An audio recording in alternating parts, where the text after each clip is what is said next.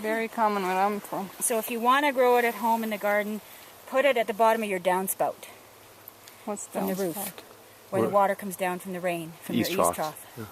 Yeah. Right? Because it's a... And then you have a little...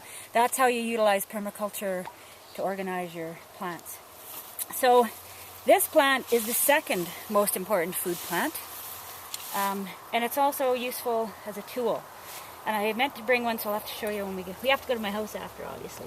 But these stems, first of all, they're hairy. Right? Very hairy. Some people, not everybody, some people will, if they get, if they rub the little hairs and they're out in the sun, it'll actually prevent their ability to block sunlight, photovoltaic, and they'll get a rash. In that spot? Yeah, in that spot, yeah. Okay. So, it's good to do a little test and see if you're that sensitive person or not before you use this plant for anything. I'm definitely not, so that's good. A lot of people will mistake it. I mean, this is an old plant, but you can see the leaves. A lot of people call this plant wild rhubarb. Right. They're not even close. No. But it has big leaves. The stems are hollow, except for there's these little joints, leaf joints along the way. So between here and here will be hollow, but this is like a little cap, and that's like a little cap. It's almost like a bamboo. Yeah. Because So the hollow stems First Nations used to carry things in. So they'd cut the lid off the top, whittle it down so it would slide back in. And inside they might be carrying seeds. They might pick up a worm to go fishing later. They might, and it'd be carried in this lightweight hollow stem. Okay? Yeah. So it's a carrying thing. Hello. Oh, that's beautiful. Isn't that nice? A police car moth. I have some dried stems, which I'll show you, which I'm going to use tomorrow for seed harvesting, because they're porous, so they'll dry the seeds, but they won't mold, but they're easy to carry them around.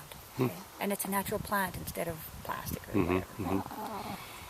So this one, it's more appropriate than rhubarb. It's like just a fireweed's wild asparagus, and this is wild celery. Okay, the most appropriate name. So again, when this plant is about this tall and the leaves are about half that size, you can eat the leaves and the stem. And if you have organic celery, it's about 5 times as potent in that flavor range as an organic celery. This plant, yeah. So this is the one where last weekend we cut the hollow stems, filled it with feta cheese, and sautéed it with a squirt of lemon at the very end. Okay. And I've had it in, if you can make, like you've made nettle soup, you've all probably heard of nettle soup with potatoes or rice and onions and garlic and carrots and whatever. I've made a cow parsnip soup now. So it's cow parsnip. So an easy way to remember, you harvest cow parsnip when it's a calf. When it's young. It's an easy way to remember it. So the leaves and the stem, very, very, very, very edible. Again, at this age now, the leaves, everybody just feel the leaf. Feel how rough and tough it is. And just feel it. So, your body's going to be like... Yeah, it's going to be hard work, yeah. So it is best to cook this one because it actually brings out the nutrients and the flavors better, and it tames some of that edge on the flavor a bit too. So so that's the only one flower left on it. These are going to seed, that's in seed. So they almost always have 3 stages on them. Still in flower, turning into seeds. Okay. When they're pods like that. Yeah, yeah, pods like that. Before this flower stem even comes out, see this little wrapped thing here, like a corn husk? The flower bud, so this stem used to be shrunken down and inside this wrapped bud. This flower stem used to be shrunken down and wrapped inside there. When the flower buds are wrapped in those little husks, you can steam those, and they're delicious. Okay, so the flower buds are great. How about raw?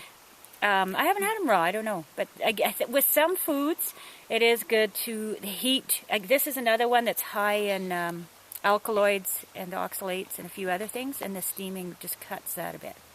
So I think some plants are just better to at least steam, to slightly cook. And this is one of them.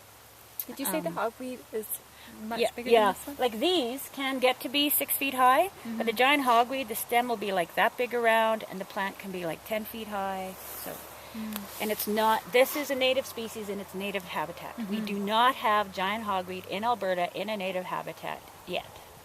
You said some people might find it at their house, but it's not Yeah, likely. it would be more likely it was sold as an ornament.